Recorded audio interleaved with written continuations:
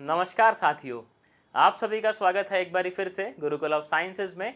और उम्मीद करता हूँ कि आप लोग ठीक होंगे। आपने जो नो मर्सी वाले पीडीएफ आ रहे हैं आप उन्हें सॉल्व कर रहे होंगे। तो आज हम लोग सॉल्यूशन देखने वाले हैं डे 3 का। तो आप ये देखिए सर, जो डे 3 का पीडीएफ है, अगर उसमें जो क्वेश्चन है ना, आपसे अगर कुछ क्वेश्चंस नहीं भी हुए हैं तो चिंताजनक बात नहीं है, क्योंकि उसमें 2 या 3 क्वेश्चन ऐसे हैं जो काइंड ऑफ ट्रिकी हैं। तो अभी हम लोग उनका सॉल्यूशन देखेंगे बोर्ड पे, उसके बाद आप मुझे बताइएगा कि आपको समझ आया कि नहीं आया। और एग्ज़ाम पॉइंट ऑफ व्यू से आपको ध्यान रखना है, अगर उस तरीके का सवाल आता है तो आप उसे कैसे टैकल करेंगे, राइट।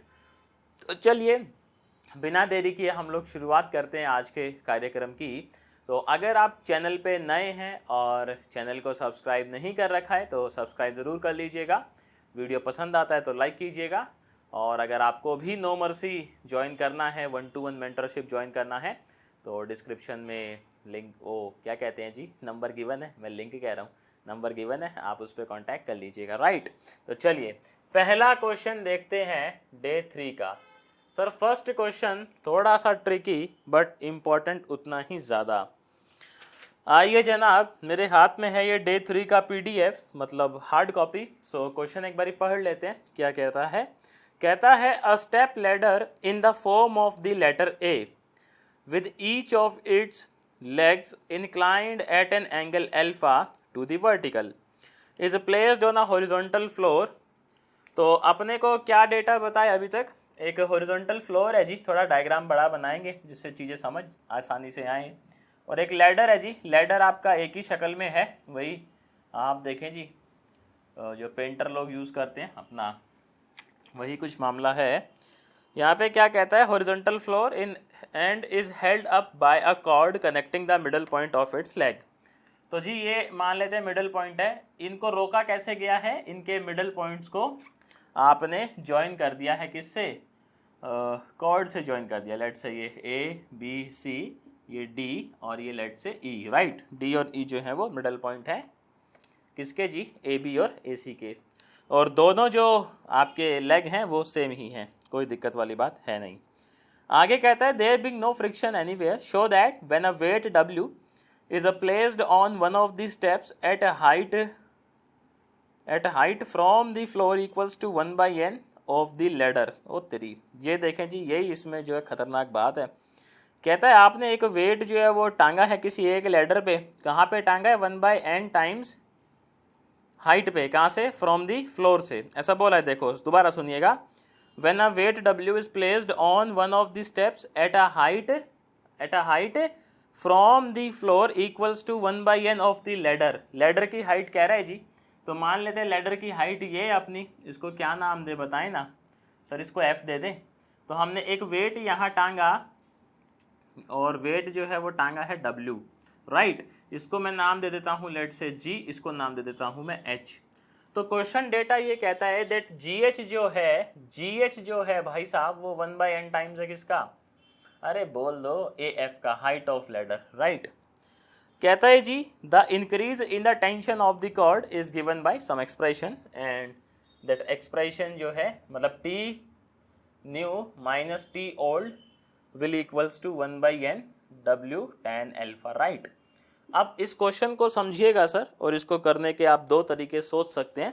तो कौन सा तरीका ज़्यादा बेटर है वो तो अभी अपन डिस्कस करेंगे तो ही समझ आएगा। और आप एग्ज़ाम में किस तरीके से टैकल करेंगे मुझे आप कमेंट सेक्शन में बताइएगा इस तरीके के सवाल को।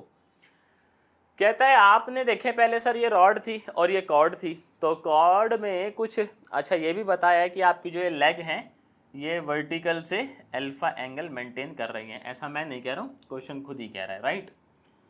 आप एक तरीका तो, चलो पहले क्वेश्चन समझ लेते हैं फिर मैं बात करूँगा कि कैसे सॉल्व किया जा सकता है इसको।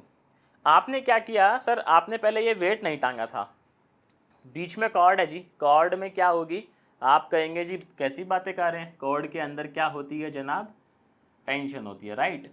तो वेट टांगने के पश्चात हमारा टेंशन उसमें चेंज हुआ होगा, जाहिर सी बात है, क्योंकि इधर अभी बोझ ज़्यादा पड़ गया है, उधर बोझ कम है। तो हमें बताना है कि जो टेंशन में इंक्रीज़ हुआ वो इंक्रीज़ कितना हुआ जी, 1/n W tan alpha. Right. अच्छा यहाँ पे देखें जी, रॉड का वेट अपने को नहीं गिवन क्वेश्चन के अंदर, तो रॉड का वेट अज्यूम कर लें। ये तो W तो उसने दे दिया है, तो कुछ और अज्यूम कर लेते हैं। So let weight of each rod be, कितना मान लें इसको, कुछ W1 मान लेते हैं, राइट, तो कंफ्यूजन ना हो।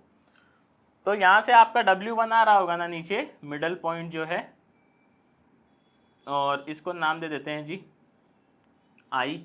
सिमिलरली देखें जी, इधर भी क्या आ रहा होगा आपका W1, इसको नाम दे देते हैं लेट से J, राइट। अब आप ये देखें सर, यहाँ पर आपके रिएक्शंस होंगे, लेट से दिस इज R1 और दिस इज R2। अब दोनों रिएक्शन डिफरेंट होंगे। क्यों डिफरेंट होंगे? क्योंकि आप समझ सकते हैं इधर वेट लगा हुआ है एक एक्स्ट्रा, ये एक W कमबख्त, और उधर वेट नहीं लगा हुआ है। आप सुनिएगा, इसको सॉल्व करने के दो तरीके कौन से हो सकते हैं। आप में से बहुत से लोगों ने इसको सॉल्व कैसे किया है कि पहले आपने टेंशन निकाला है विदाउट W, देन आप लोगों ने टेंशन निकाला है विद W, और डिफरेंस देख लिया है जी, वो 1/n जो आपका एक्सप्रेशन है that is W tan alpha, वो आ जा रहा है, राइट। बट ये जो मेथड है सर, ये काफ़ी लेंदी है। लेंदी कैसे? पहले आप ये वेट हटा के टेंशन निकालेंगे, वेट लगा के टेंशन निकालेंगे। सर इतने में ना हमारे टेंशन हो लेगी, समझ रहे हैं आप बात को? तो ये लेंदी प्रोसेस है। शॉर्ट प्रोसेस क्या है इसका? आप वेट लगे लगाए में टेंशन निकालें, और हम कहेंगे जब वेट नहीं था तो जो टेंशन का एक्सप्रेशन आएगा उसमें W को क्या पुट कर देंगे? 0। तो बस हमें ये देखना है कि जब हम W को 0 पुट करें तो जो बच रहा है वो कितना बच रहा हो, वो बच रहा हो आपका 1/n W tan alpha, right. मतलब डिफरेंस जो है वो ये आ रहा हो। करें इसको, देखो आओ। तो इसमें थोड़ा सा ट्रिक क्या है कि जैसे अब रिएक्शंस अलग अलग हैं सर, और आप जानते हैं 3 फोर्सेस का मामला है नहीं, तो हमने क्या सीखा है जी, 3 फोर्सेस का मामला भी नहीं है, रिएक्शन भी अलग अलग है, एक पॉइंट ऑफ इनका इंटरसेक्शन भी नहीं है फोर्सेस का, देन ना तो लेमी लगेगा ना आपका एमएन थ्योरम लगेगा। ऐसे मौके पे काम कौन आता है अपना, क्या कह रहे हैं जी, अपना मोमेंट ऑफ फोर्स। चलिए बहुत बढ़िया। तो सबसे पहले हम लोग एक रिएक्शन को दूसरे मतलब एक रिएक्शन को निकाल लेते हैं इन terms of these known parameters, right. तो मैं इसका जो है ना मूवमेंट लिखता हूँ सिस्टम का अबाउट बी। आप जानते हैं सर, आप सी के अबाउट बी लिख सकते हैं। हमने ऐसा सीखा हुआ है ना कि मूवमेंट हमेशा कहाँ से लेना चाहिए, जहाँ से आपके रिएक्शन क्या हो जाएं, 0 हो जाएं, या फिर जहाँ पर आपका मामला हिंज्ड हो। अगर मान लीजिए एक से ज़्यादा रिएक्शन है तो किसी भी एक रिएक्शन के अबाउट आप जो है मूवमेंट ले सकते हैं, कोई मसले वाली बात नहीं है। तो लिखेंगे take movement of forces, take movement of forces, बोलिए ना, अबाउट बी, राइट। तो बी के अबाउट हम लोग जो है वो मूवमेंट निकालेंगे। तो आप देखें सर, बी के अबाउट निकालेंगे तो कौन कौन मूवमेंट बनाएगा? आपका W बनाएगा, आपका W1 बनाएगा, आपका W1 बनाएगा। सर टेंशन नहीं बनाएगा, क्यों? जितना टॉर्क ये वाला महाराज बना रहा होगा उतना ही टॉर्क ये भी बनाएगा, और दोनों का डायरेक्शन देखें सर एक दूसरे के ऑपोजिट है, तो इनका टॉर्क आपस में क्या कर रहा होगा? अरे कह दो, कैंसिल कर रहा होगा। इतना क्या शर्मा रहे हो? चलो बहुत बढ़िया, कैंसिल कर रहा होगा ना।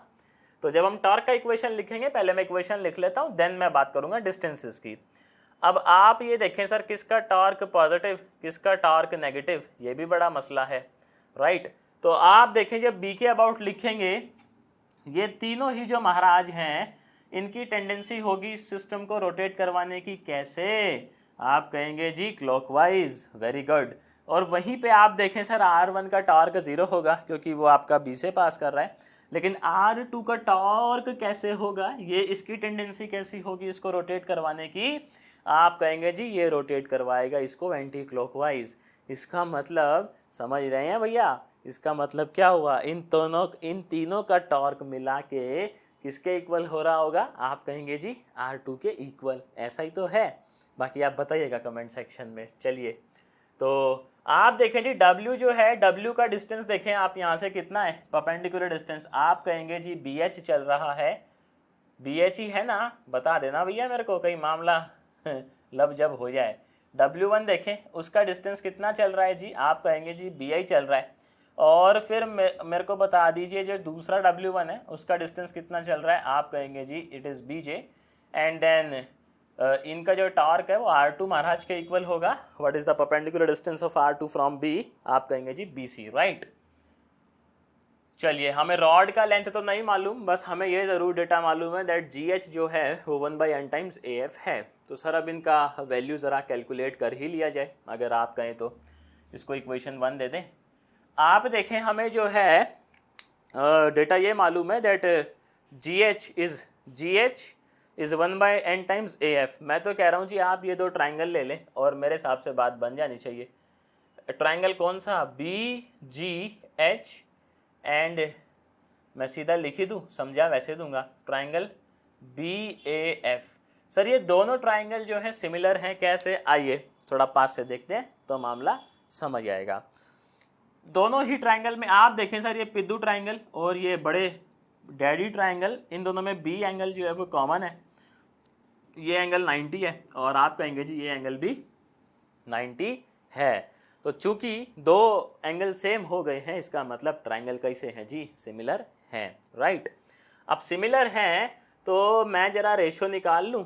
देखें आप इजाज़त दे तो यहाँ पे जो BH है, BH चाहिए ना मेरे को, तो आप सर ट्राइंगल में देखें GH अपॉन में AF किसके इक्वल आएगा जी? ये आएगा BH अपॉन में, अरे दुष्ट लोगों बोल दो, क्या कह रहे हो जी? BF आ जाएगा। ऐसा ही तो है भाई। इसका रेशो पूरे बड़े वाले के साथ, तो इसका रेशो इस पूरे बड़े वाले के साथ। आप कहेंगे जी अब हो गई बात हजम। यहाँ से BH निकाल लेते हैं, फिर आप इतना जिद कर रहे हैं तो GH का वैल्यू देखें, ये चिपका दें तो ये बच जाएगा 1/n, ये हो जाएगा BH, ये हो जाएगा BF, राइट। आप ये भी देखें सर, ये जो डिस्टेंस है, क्योंकि रॉड का मामला इक्वल है, ये जो है ये हाफ होगा किसका? आप कहेंगे जी BC का। ऐसा ही तो है। सो मैं ऐसे लिख दूं क्या? जो BH है इधर BF आएगा and BF is BC/2, right. So we have BH। Now we have to find BI। Sir BI का क्या लगता है, क्या होगा? Same with the BJ। BC तो BC है। आप देखें BI जो है, मेरा सवाल ये है, आप ध्यान से सुनिएगा, ये मिड पॉइंट है। आप चाहें तो इसको प्रूफ भी कर सकते हैं, कैसे? हमने किया भी है। मैं क्या कहता हूं जी, आप ये ट्राइंगल देखें BDH। कौन सा ट्राइंगल देखें जी आप? MDH मत देखिएगा, BDH देखिएगा, राइट। BDH एंड आप ट्राइंगल देखें जी, ये डैडी ट्राइंगल BAF। ये ट्राइंगल भी कैसे हैं आपके? आप कहेंगे जी सिमिलर हैं। आप समझा दीजिए कैसे सिमिलर हैं। भैया आप देखें भी तो बता ही रहे थे, एंगल B और ये 90, यहाँ पर एंगल I जो है वो 90 है कम बकत। सर ये रॉड का मिड पॉइंट है। मैं क्या कह रहा हूँ सुन लीजिए ध्यान से, ये मिड पॉइंट है। तो आप मुझे बताइए बताइए ज़रा भैया, क्या रेशो ले सकते हैं हम लोग? आपका ये जो छोटू ट्राइंगल है दैट इज़ BD/AB। अब तो आप वैसे समझ गए होंगे मैं क्या समझाना चाह रहा हूँ। BD अपॉन AB आप देखें जी किसके इक्वल होगा? अरे बता दो ना यार, किसके इक्वल होगा? ये होगा DH, बस M की कमी थी वरना MDH बन जाता बाय AF। ऐसा ही तो है। बट क्या हमें इसमें डेटा चाहिए? नहीं चाहिए भाई साहब, हमें तो BI में डेटा चाहिए। तो हम BI/BF वाला रेशो लगाएंगे। उसमें ऐसा क्या है? BI/ और ये BD कहाँ से लिख दिया मैंने? ओहो, इसका तो यूज़ ही नहीं करेंगे जी हम लोग। हाँ सही है, BD/AB। सही है सही है सही है, मामला सेट है जी। हम जानते हैं BD is half of AB। So cut के कितना आएगा? हाफ, और ये आ जाएगा BF, ये आ जाएगा BI। ऐसा ही तो है। तो BI ये आ जाएगा हाफ ऑफ BF। एंड आप देखें सर, अभी आपने मेरे को बताया कि जो BF महाराज हैं वो क्या है? Half of BC, right. तो BI कितना आएगा? जल्दी बोल दो, देखो ऐसे मजाक मत करो। BI आ जाएगा half of BF and BF is half of BC। तो कितना आ गया जनाब? 1/4। अरे बोल दो BC, राइट। तो अब आप ये देखें, मैं क्या कह रहा हूँ जी, क्या देखें आप देखें जी BJ जो है इसी तरीके से कितना आएगा सर? 3/4 ऑफ BC आ जाएगा। क्या मुझे बताने की ज़रूरत है या आप लोग मान ले रहे हैं कि 3/4 आ जाएगा BC का?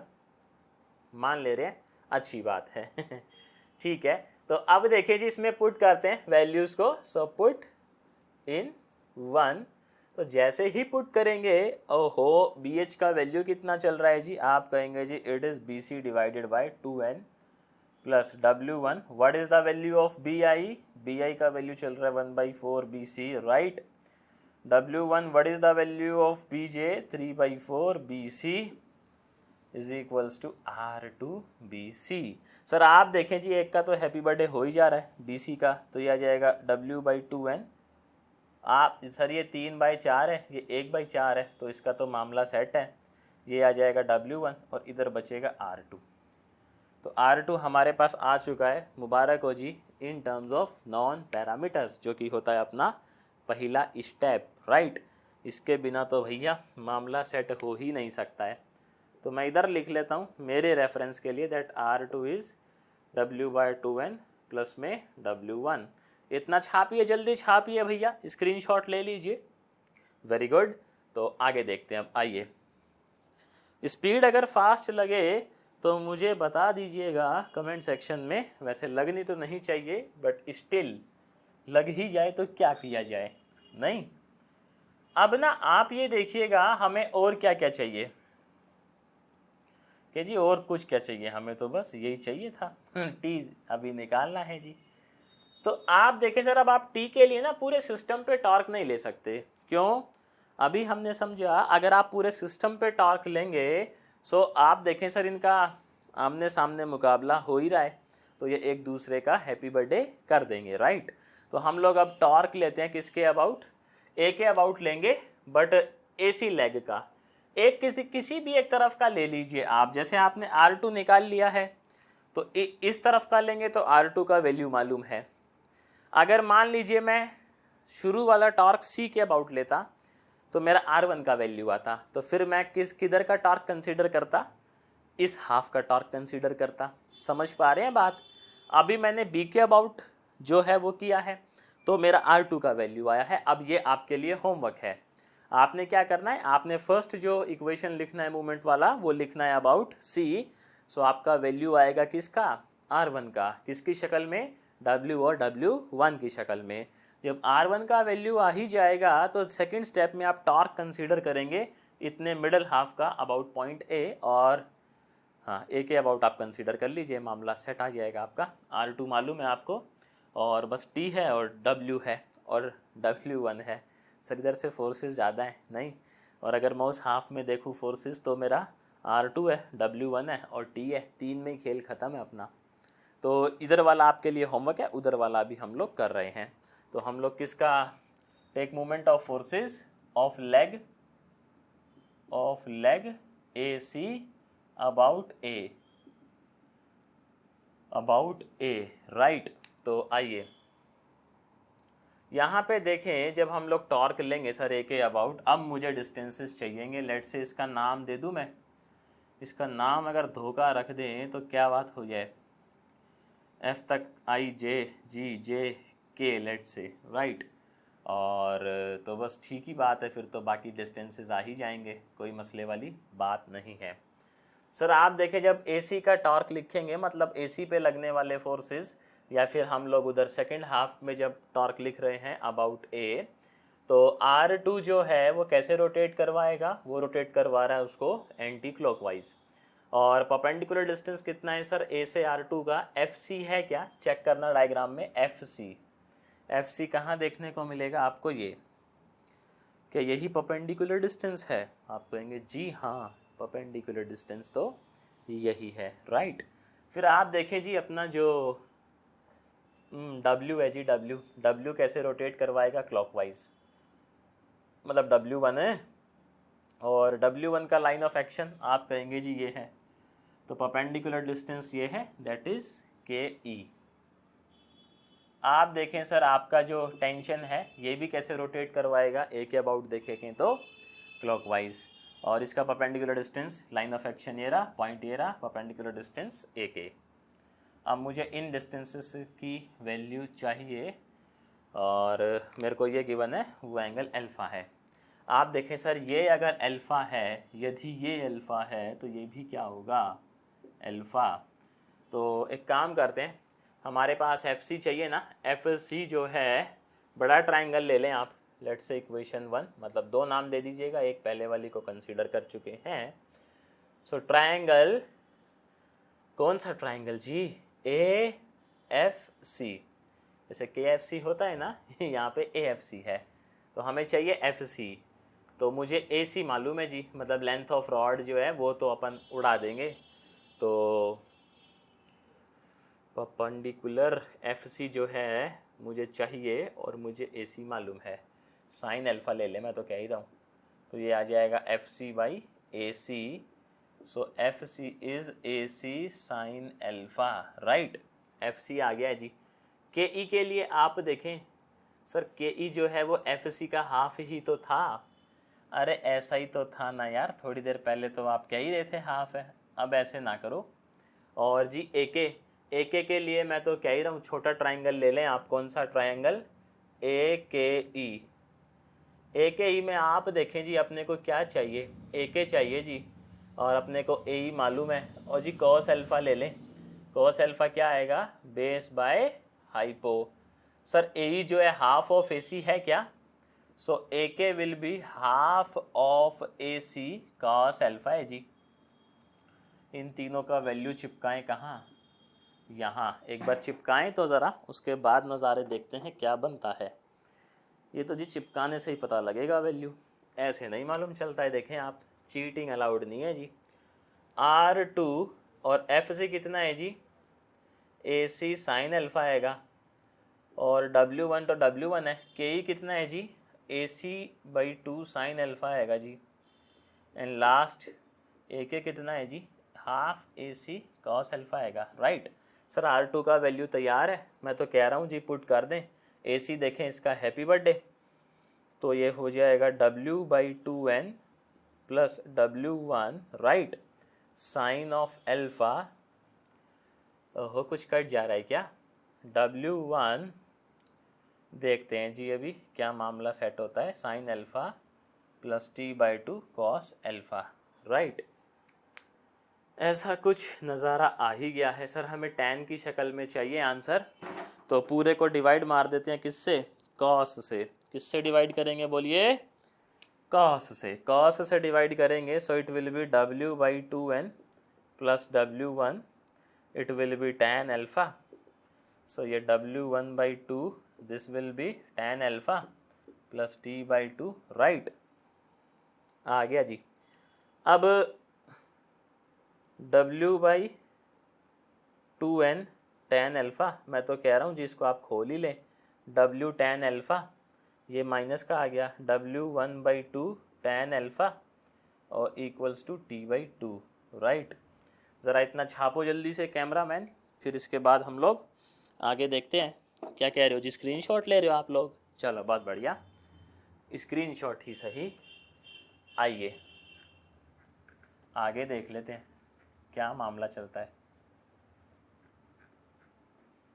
स्टैटिक्स में समझिएगा, अगर आपको इक्विलिब्रियम के क्वेश्चन टफ लग रहे हैं ना, तो सर लगने भी चाहिए, क्योंकि ये कमबख्त टॉपिक ही ऐसा है। सो W/2n, इसमें देखें जी ये कितना जाएगा? W1/2, अभी तो हो जाता ना हैप्पी बर्थडे अपना। tan अल्फ़ा को भूल गए हैं? ऐसे मत करो यार। तो ये आ जाएगा T/2। सो T जो है सर tan अल्फ़ा कॉमन ले लें। और यार ऐसे ही रहने दो, मैं तो कह रहा हूँ चलो छोड़ो, अब आप जिद कर रहे हो तो 2 तो कट गया ना, राइट। ये आ गया। अब देखो जब शुरू में W नहीं रहा होगा, when there is no W, सो यहाँ W को 0 पुट करो। T ओल्ड कितना आया बताओ कैमरामैन जल्दी से? W1 tan alpha. Sir new कितना चल रहा है? ये चल रहा है। ओ मैं क्या जी, इनका गैप ले लें आप, इनका गैप सर ये इससे इसका हैप्पी बर्थडे हो जाना है, तो ये कितना आएगा? 1/n W tan alpha. देखो एक ये तरीका है। दूसरा तरीका जो आप में से बहुत से लोगों ने किया है, वो क्या किया है कि आपने पहले विदाउट W कैलकुलेट किया है टेंशन, आपने W के साथ किया है कैलकुलेट टेंशन, उनका डिफरेंस लिया है। तरीका वो भी सही है, कोई दिक्कत नहीं है। बट सर आप कंपेयर कीजिएगा, लेंथ का मसला है सारा, वहाँ पर आपका लेंथ चला जा रहा है अच्छा खासा, और यहाँ पे सर आपका लेंथ बच जा रहा है। समझ पा रहे हैं बात को आप? तो इसको जल्दी से छापिए, जल्दी छापो और कमेंट में बताना क्या समझ आया क्वेश्चन आपको। तो चलिए फिर नेक्स्ट क्वेश्चन देखते हैं।